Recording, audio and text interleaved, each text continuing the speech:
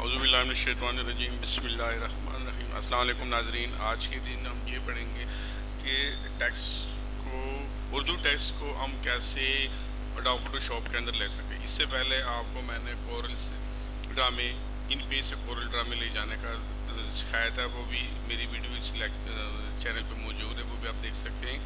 अब मैं आपको बताऊंगा कि उर्दू इन पेज से हम उर्दू फ़ॉन्ट जो है ना वो कैसे अडोब फोटोशॉप के अंदर ले जा सकते हैं।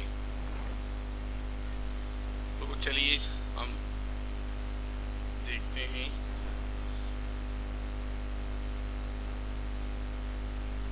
ठीक है, ये कंप्यूटर स्क्रीन की तरफ जाते हैं। ये इन पेज में मैंने ये टेक्स्ट लिखा हुआ है। ठीक है जी, अब इसको मैंने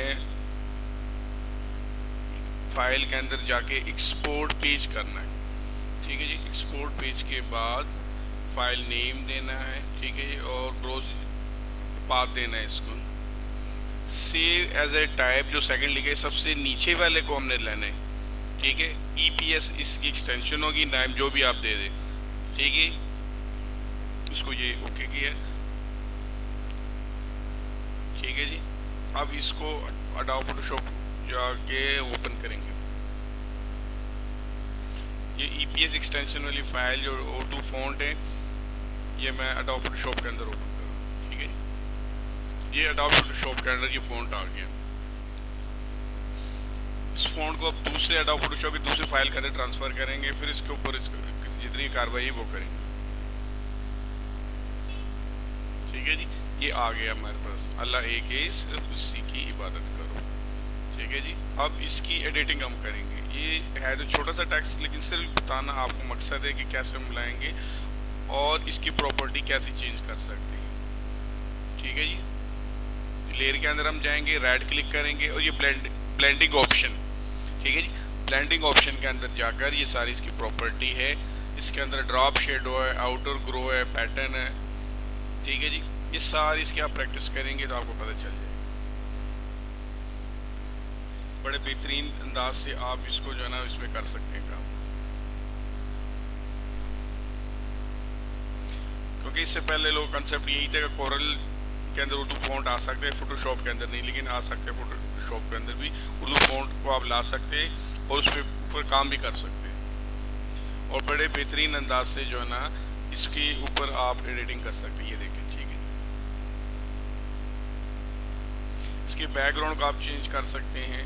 इसकी प्रॉपर्टी को टेक्स्ट को जैसे चाहे वो कर सकते हैं। शेडो दे सकते हैं, शेडो के बगैर दे सकते हैं। इनर आउटर साइड पे जो ना वो इसको जो ना आप शेडो दे सकते हैं। ये सारी इसकी प्रॉपर्टी है। एक एक करके तमाम की आप प्रैक्टिस करेंगे, आपको पता चल जाएगा। ठीक है जी, ये हार्ड लाइट है, सॉफ्ट लाइट है, जिस तरह भी आप चाहे आप उसकी लाइट जो है ना वो दे सकते हैं। कंटूर कर सकते हैं, टेक्सचर का ऑप्शन आप दे सकते हैं, कलर चेंज कर सकते हैं, जो चाहे आप कलर इसमें दे सकते हैं।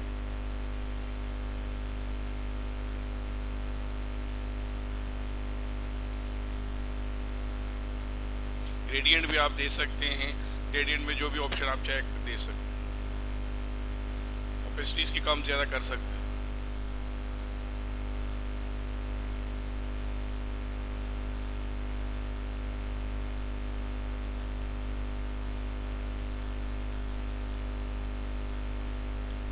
ठीक है, ये सारी इसकी प्रॉपर्टी है। इसके ऊपर आप प्रैक्टिस करें, आपको पता चल जाएगा इसका।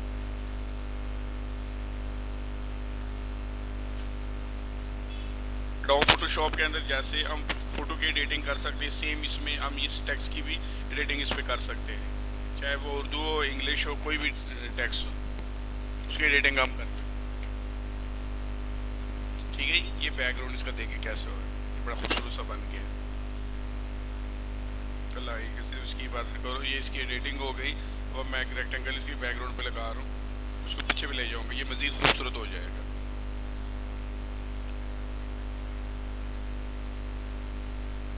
यहाँ से आप इसका ना रेक्टेंगल का जो शेव टूल है इसकी प्रॉपर्टी मैंने चेंज की। शेव टूल पर मैं एक अलग लेक्चर भी दूंगा इंशाल्लाह, उसमें बहुत सारे शेव जो है ना वो उसमें बनाए जाएंगे और उसके बारे में डिटेल से बताया जाएगा। ठीक है। ये इसकी लेयर मैं नीचे इसलिए ला रहा हूँ ताकि टेक्स्ट को जो है ना वो फ्रंट पे ला, ये फ्रंट पे टेक्स्ट आ गया। ठीक है जी। तो ये था नाजरीन आज का ये लेक्चर, जिसको सिर्फ ये बताना था कि उर्दू फ़ॉन्ट को हम बेहतर से बेहतर अंदाज इन पेज से एडोब फोटोशॉप के अंदर ला सकते हैं और उसकी कैसे प्रॉपर्टी पे वर्किंग कर सकते हैं। तो उम्मीद है कि आपको आज का ये लेक्चर बहुत पसंद आएगा। आप तमाम दोस्तों से रिक्वेस्ट है कि मेरे इस चैनल को लाइक करें, सब्सक्राइब करें। Thank you very much. अल्लाह हाफिज़।